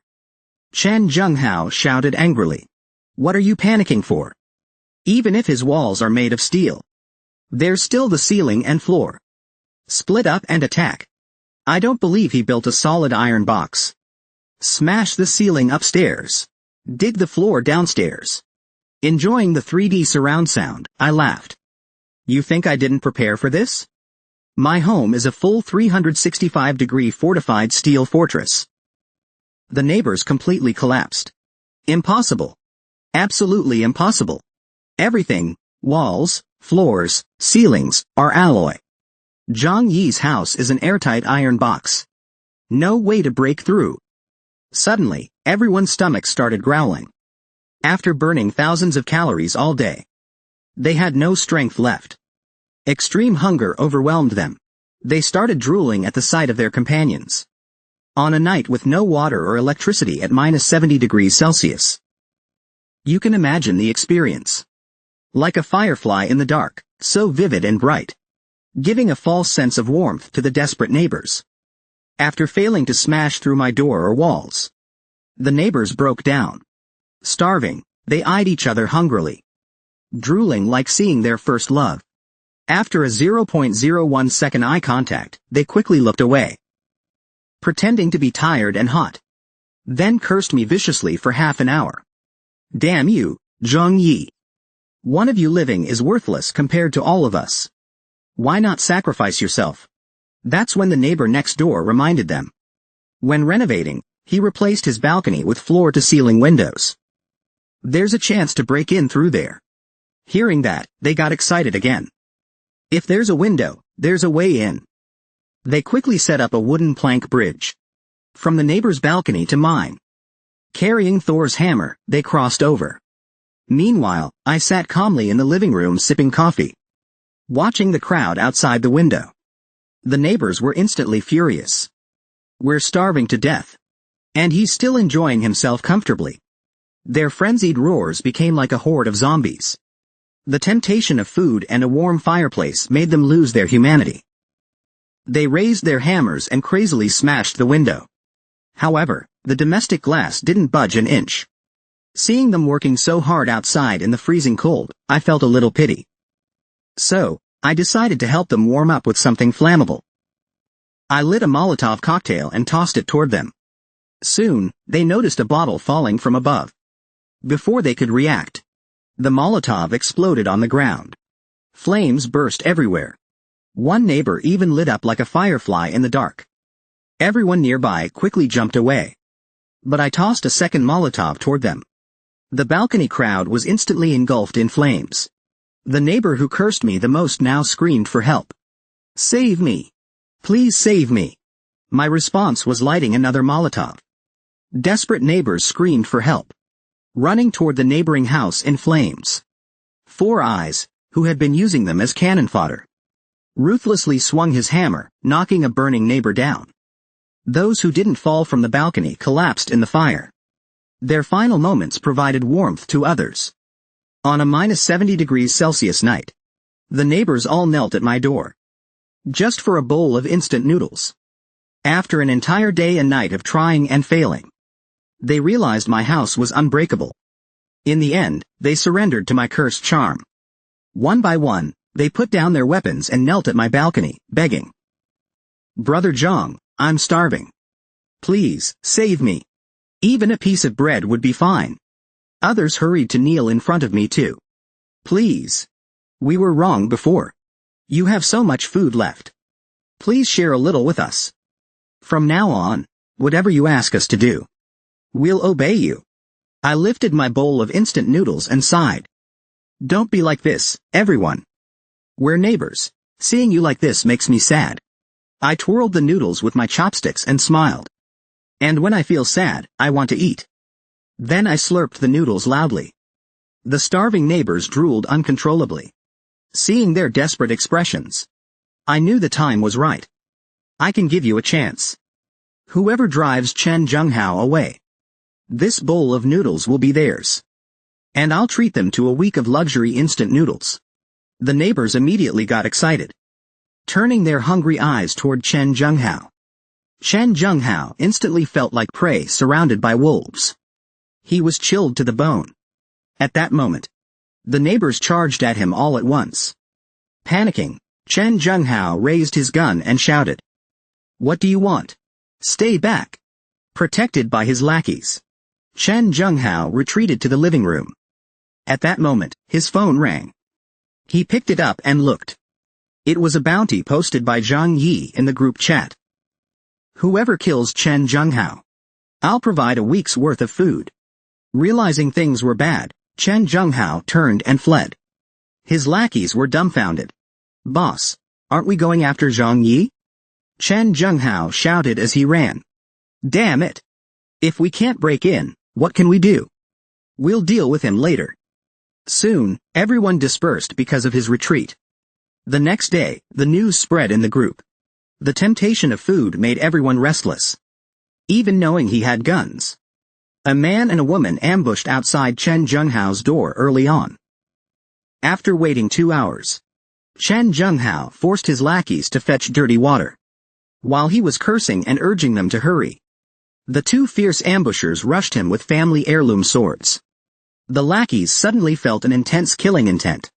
Looking back, they saw two furious figures charging at them. The two swords swung straight at Chen Junghao. A lackey shouted in panic, "Boss, behind you!" Suddenly, a gunshot rang out in the quiet neighborhood, shattering the already fragile nerves of the neighbors. It turned out that just yesterday, after countless failed attempts to break into my house, the neighbors finally realized the harsh reality. I posted a bounty in the group, a week's supply of instant noodles for Zhou Junghao. As the saying goes, heavy rewards bring forth brave men. The next morning, two unnamed heroes were already staking out Zhou Junghao's door. Their spirit of not fearing sacrifice was truly touching. Soon, they got their chance. They raised their heirloom swords and slashed at Chen Junghao. But at the critical moment, Chen Junghao dodged and sent each of them a bullet. Watching the two people fall, Chen Junghao said with lingering fear, "You want me dead? You die first." Then he angrily ordered his men to treat their bodies as doomsday rations. At that moment, one of Chen Junghao's younger lackeys rushed over after hearing the gunshots. He cried out in horror, "Boss Chen! You're wounded!" Chen Junghao hadn't realized he'd been cut earlier. Concentration and the freezing cold made him only now start shivering uncontrollably. He rushed back to his room and called Zhou Keier. "Dr. Zhou, I'm injured. Come over and bandage me." When Zhou Keier arrived, she asked for a consultation fee. Chen Junghao laughed and said, "I'm not stingy. See this brine we just made? I'll share some with you." Zhou Keier took one look and immediately felt nauseous. "I'd rather die than eat that." "Don't worry. Doctors are very precious now. I won't harm you." As he said this, Chen Junghao reached out to touch Zhou Keier's face, but added, "Unless absolutely necessary." Zhou Keier slapped away his filthy hand in disgust and turned to leave. But baldy and purple hair blocked the way. "What do you want?" Chen Junghao rubbed his gun and said, "Nothing much. You just can't leave until I recover." Zhou Keier sat helplessly in a corner hugging her legs. Meanwhile, Chen Junghao and his men discussed the next steps. Multiple failures taught them my house was unbreakable. Direct assault wouldn't work. They decided to move into the apartment next to mine. Hearing this, Zhou Keier stayed alert. She found a chance to go to the bathroom. Chen Junghao warned quickly, "Dr. Zhou, no tricks." Zhou Keier turned her head calmly. "Just going to the bathroom. I won't run." Inside, she immediately texted me, "Zhang Yi. Chen Junghao plans to squat next door to you. Stay safe." I replied, "Got it. Keep observing." Soon after, Chen Junghao and his men knocked on my neighbor's door. The terrified couple opened it. "Boss Chen, this house is yours now. We'll leave right away." After Chen Junghao entered, his lackeys licked their lips hungrily at the woman. They clearly had bad intentions. The couple quickly lowered their heads and left. They were still counting their food supplies when baldy and purple hair attacked them from behind. After knocking them unconscious, they kept beating. Until the two lost all signs of life. Zhou Kei'er was stunned by the brutality. Chen Zhenghao laughed happily. Still too naive. As if I would let such easy food go. In this cold, you need to stockpile food. Otherwise, you'll starve. Zhou Kei'er quickly covered her mouth to avoid vomiting. At -70 degrees Celsius temperatures. What happens if you're wounded by a rusty sword? After Zhou Peng and the others were wounded attacking my house. Without medicine, they could only lie sick at home. Days passed. The injured Zhou Peng and 2 others lay powerless on the sofa. Suddenly, Four Eyes felt an unbearable itch on his wounded arm. He hurriedly tore off the bandage. And saw the wound had started rotting. A disgusting stench overwhelmed him. Like a decaying animal corpse. Four Eyes cried loudly in terror. I don't want to die. I still want to live. Zhou Peng and the others were awakened by the noise. They looked gravely at their own arms. When they lifted the bandages to check their wounds, they immediately collapsed mentally. Zhou Peng hurriedly pleaded with his cousin. Cousin, please go beg Zhang Yi again. If this continues, we're going to die. His cousin helplessly shook her head. I have no solution. You're on your own now. Meanwhile, after Chen Zhenghao moved next door, he stayed unusually quiet. Worried, I picked up my tablet to check the surveillance. Turns out he was threatening a group of strong young men with a gun. Obey me obediently. Or no one will have a good time.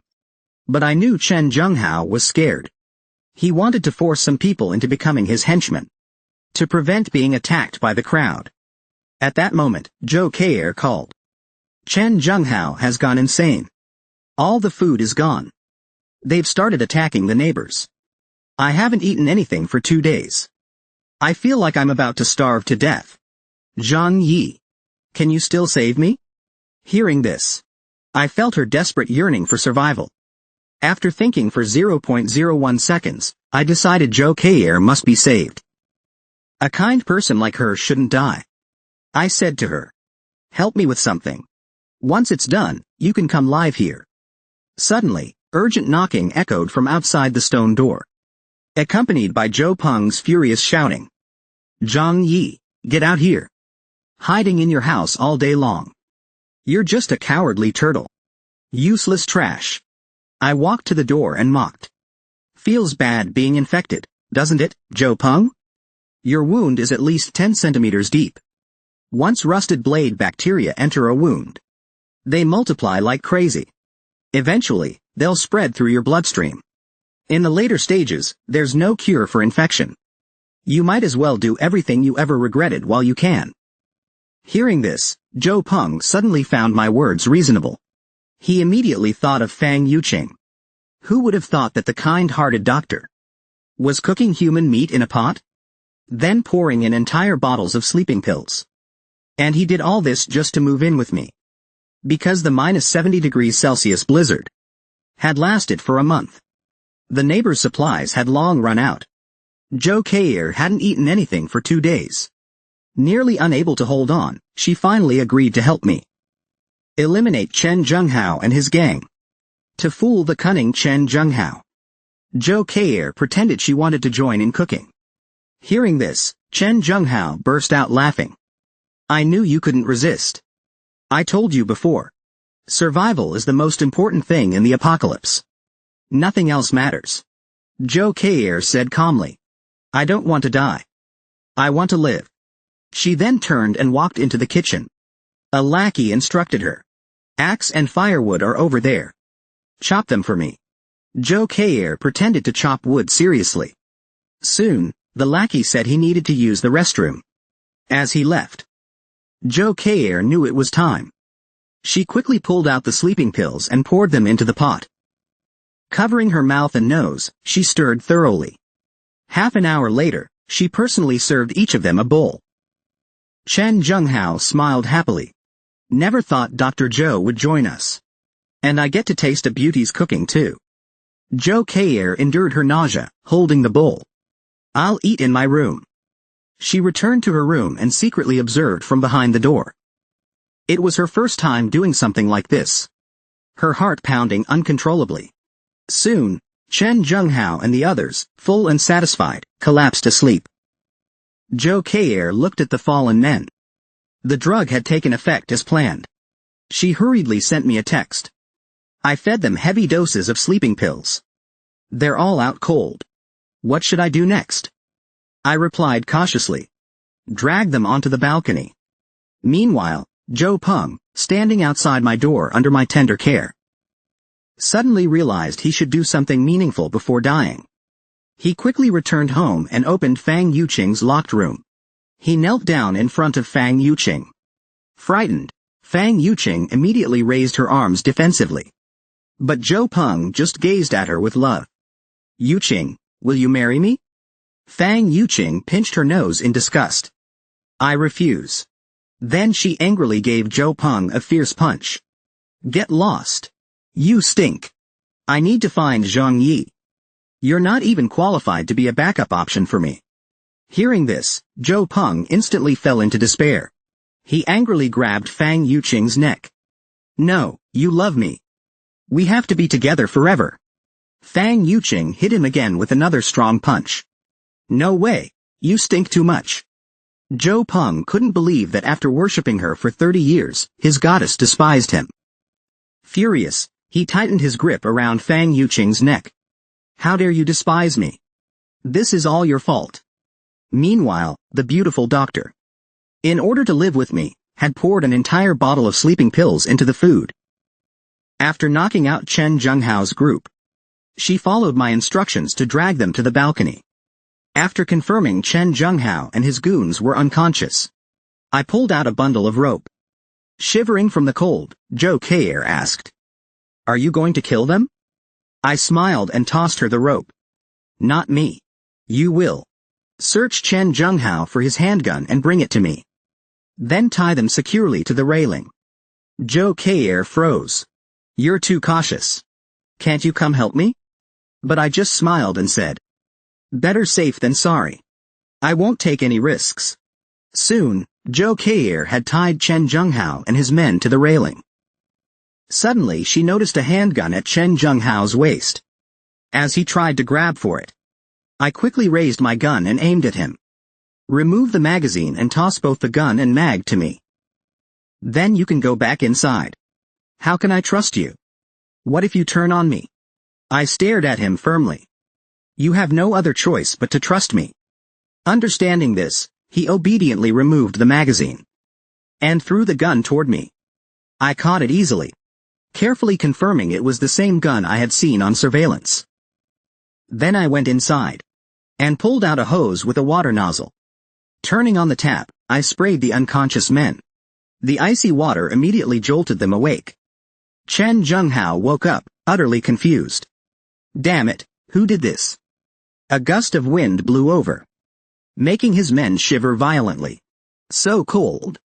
I'm freezing to death. Where did the cold water come from? Chen Junghao roared furiously. What the hell is going on? Who drugged me? He suddenly turned his head toward my balcony. Zhang Yi, it was you. I smiled and said, I just thought you hadn't showered for a month. Living next door to me was really affecting my quality of life. So I gave you a bath. Then I adjusted the water pressure. Instantly, tons of freezing water blasted over. After spraying for 3 full seconds, I stopped. After all, water was precious in this environment. Very soon, at -70 degrees Celsius, Chen Junghao and his men turned into ice sculptures. After finishing, I called Zhou Kei'er. You've passed the test. You can come over now. Hearing this, Zhou Kei'er's tensed nerves finally relaxed. Her whole body collapsed weakly to the ground. Okay, I'm coming. For the first time in her life, a beauty braved entering a strange man's house without underwear.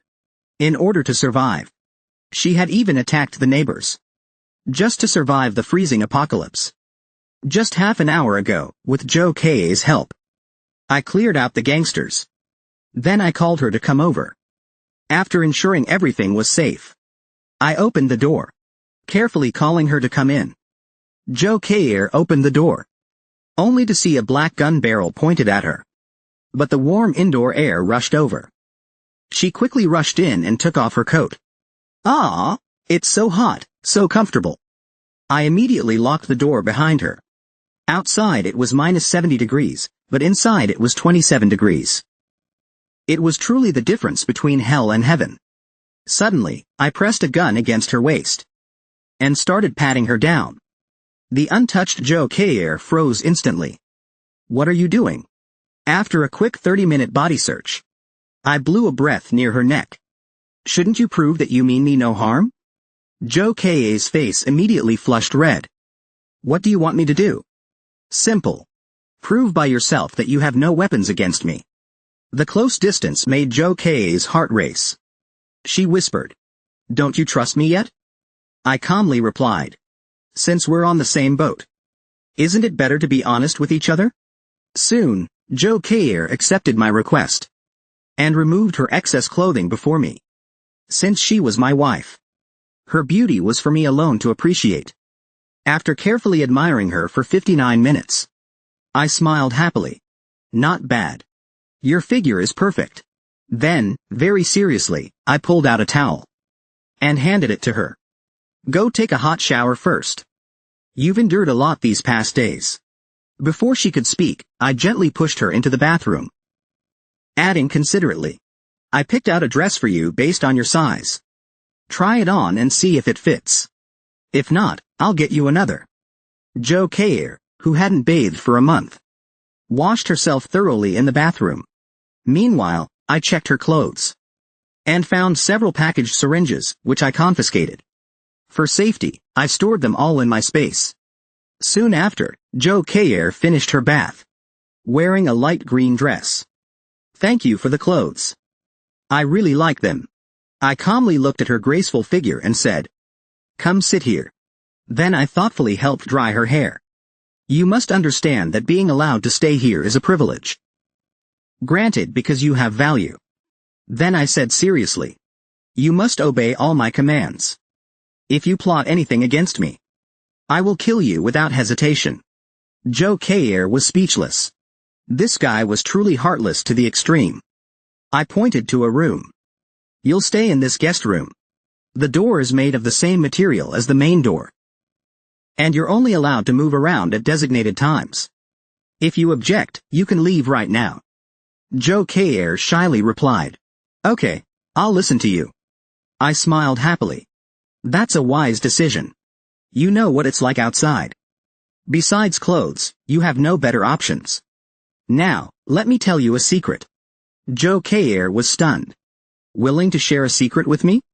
In this apocalyptic world, even a loaf of bread could win the heart of a beautiful doctor. She even volunteered to warm my bed.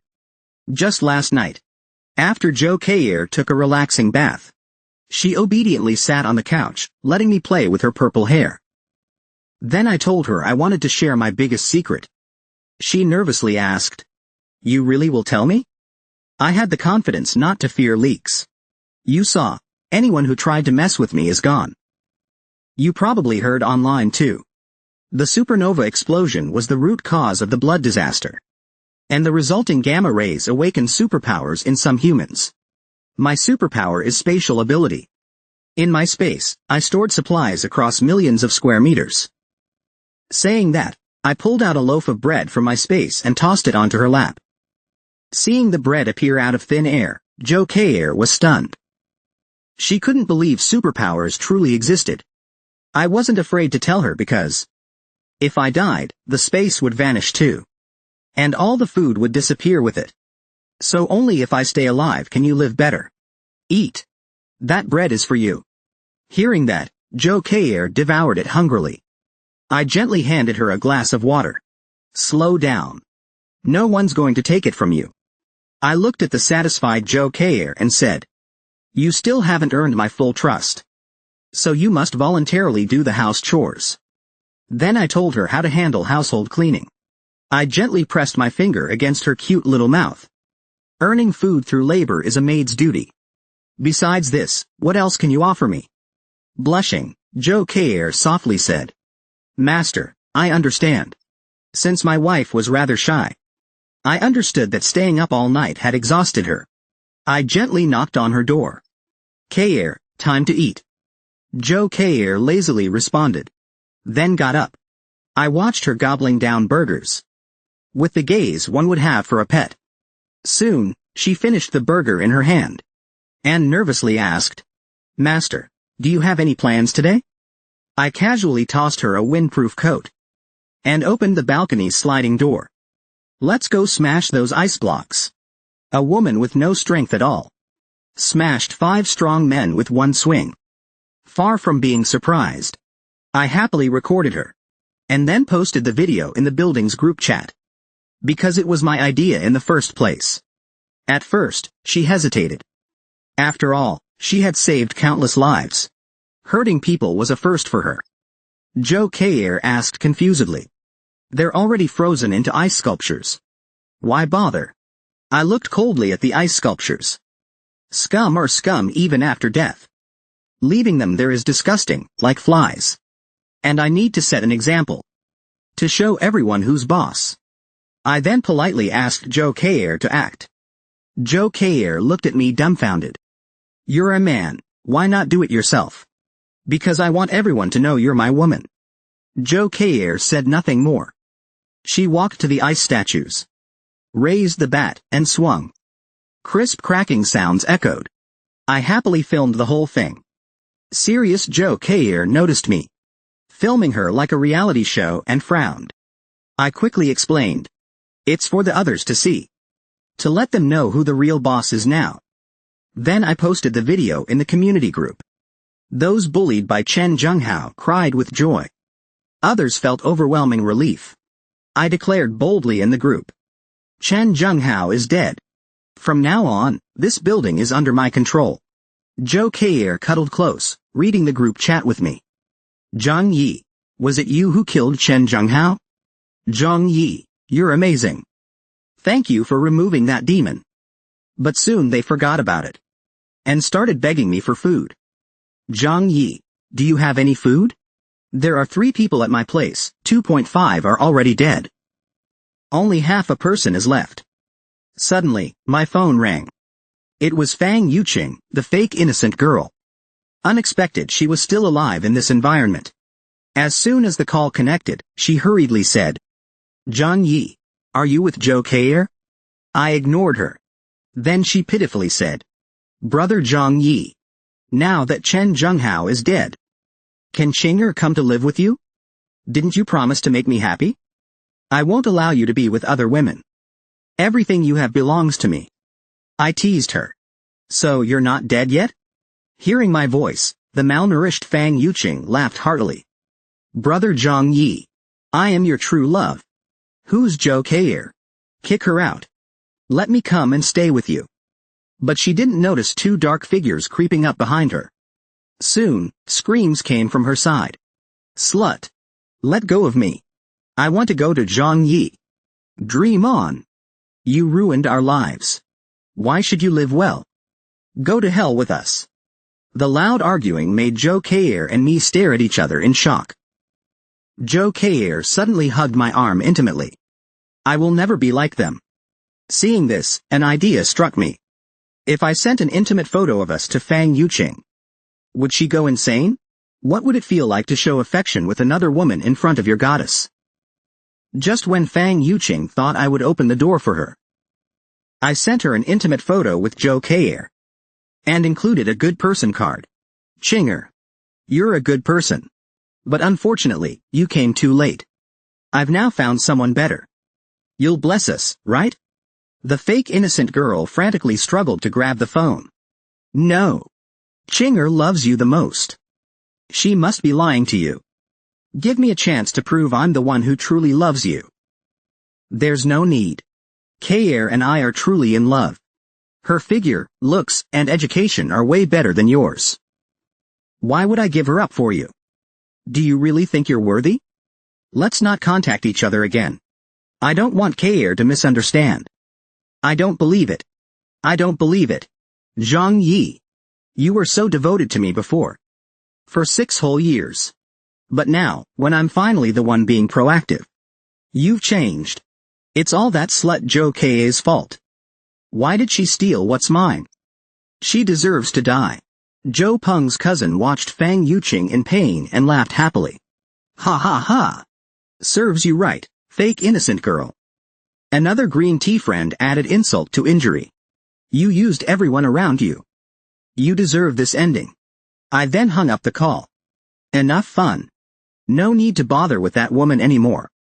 She wouldn't survive long in this apocalypse anyway. I turned and gently stroked Kae's small hand. Do you think I'm cruel? Kae looked at me deeply.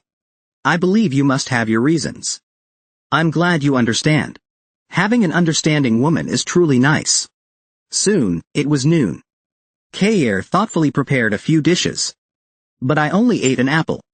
Not even lifting my head from my phone. You cooked it yourself. So you try it first. Feeling sad, Kae ate by herself. Are you afraid I'll poison you? At that moment, Aunt Lin sent several urgent messages to the building's group chat. My relative said. So it was about to happen. He's one of the higher-ups. So you all must listen to me.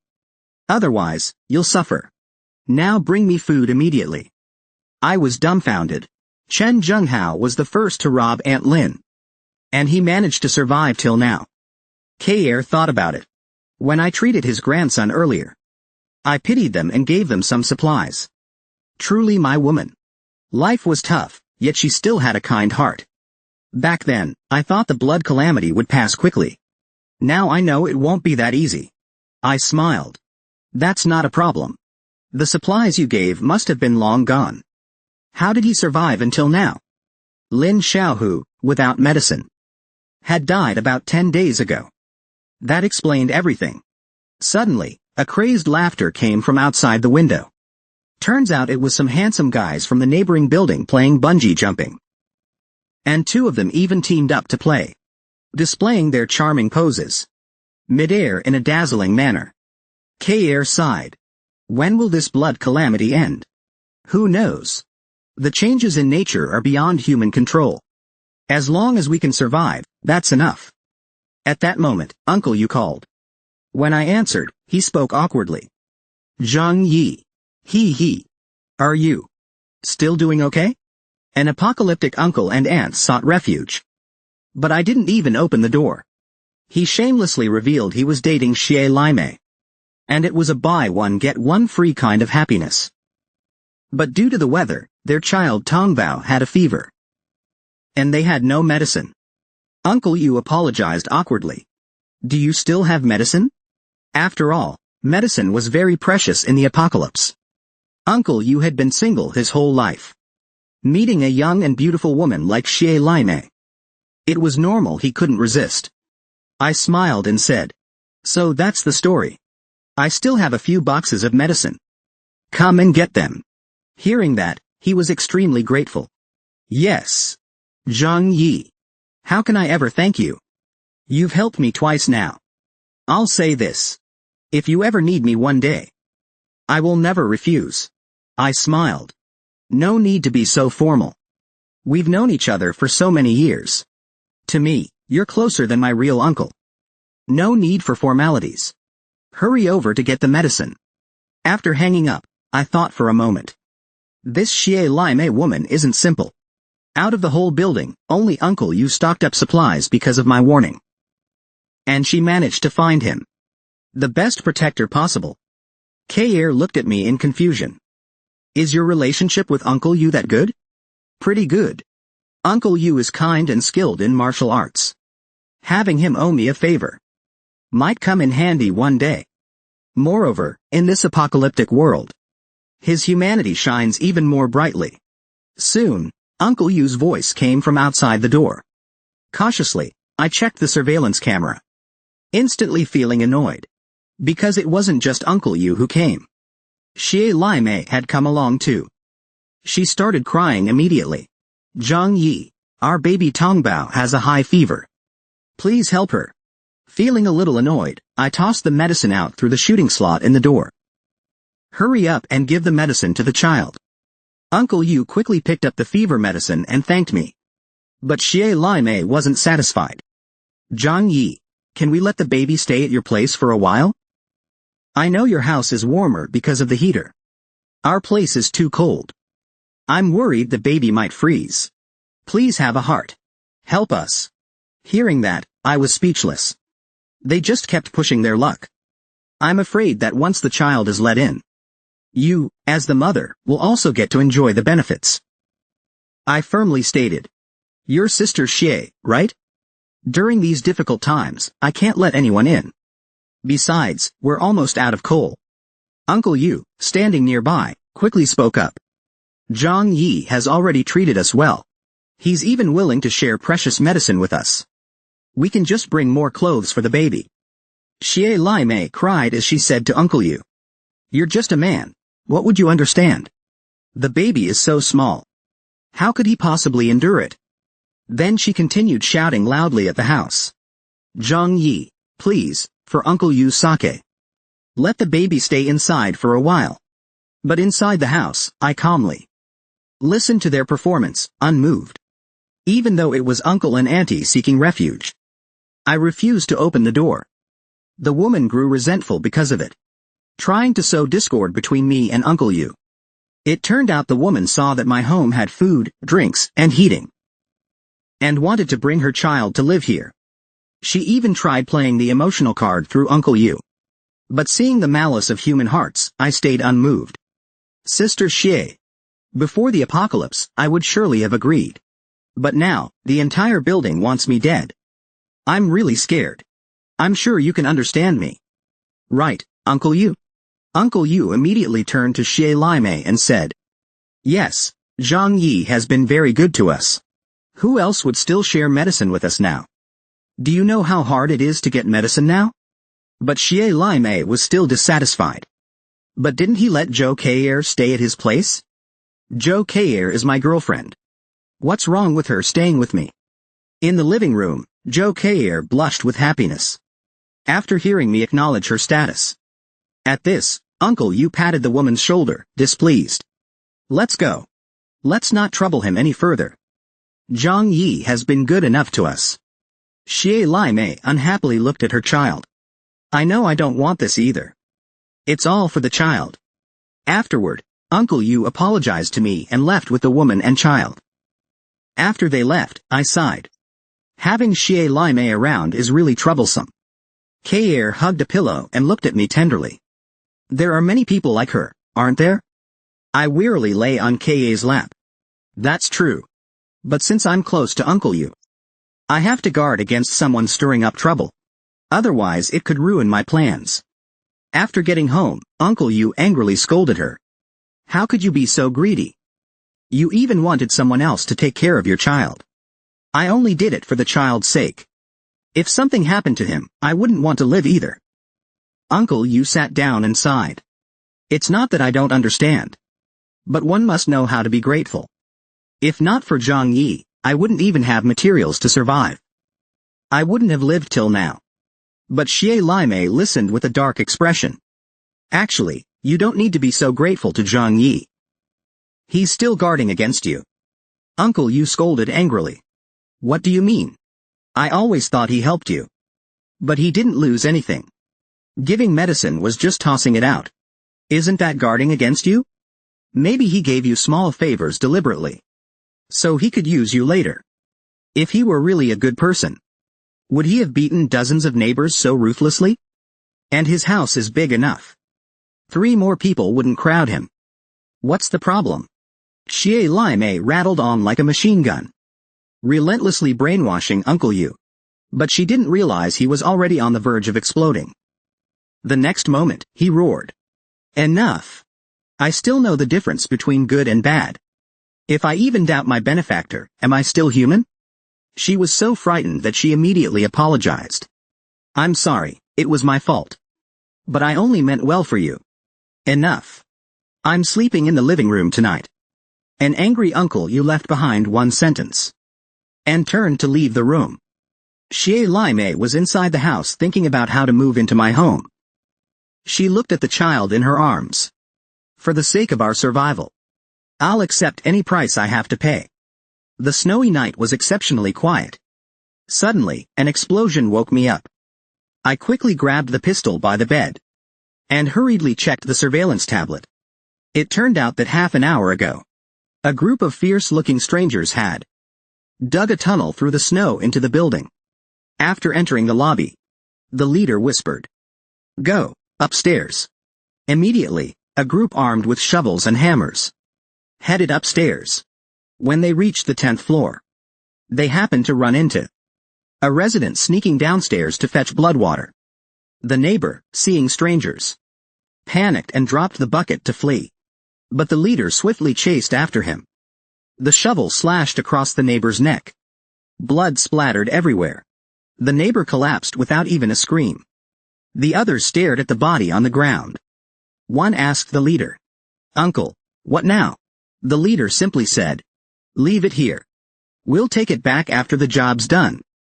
Soon, they arrived at the 24th floor. Their target tonight was my unit, room 2401. The leader called out behind him, "Old donkey, get the door open." "Got it, leave it to me." Old donkey confidently pulled out a homemade bomb from his bag. After setting up the bomb, he quickly ran far away. Soon after, a deafening explosion sounded. I watched through the camera as this group of strangers, armed with shovels, axes, hammers, and steel bars, were all unfamiliar faces. Could they be invaders from another unit? I suddenly thought of the workers living in the company dorm at Building 26. Looks like it must be them. And they came specifically for me. Information about my supplies must have leaked outside. At this point, they realized the door was completely undamaged by the explosion. The leader angrily questioned, "Old donkey, what are you good for? You couldn't even blow open a door." Old donkey scratched his head in confusion. "This isn't right. The explosives I mixed should have been strong enough. Maybe they got damp?" Inside, I stared at these people furiously. "If you want my life, we'll see if your lives are enough." I then pulled out a makeshift white phosphorus bomb from my storage space. Its burning temperature exceeds 1000 degrees Celsius. I lit it and threw it out through the shooting port. Before they could react, it exploded on the ground. Everyone panicked and tried to flee. Yet several people were still ignited, burning like living fire gods.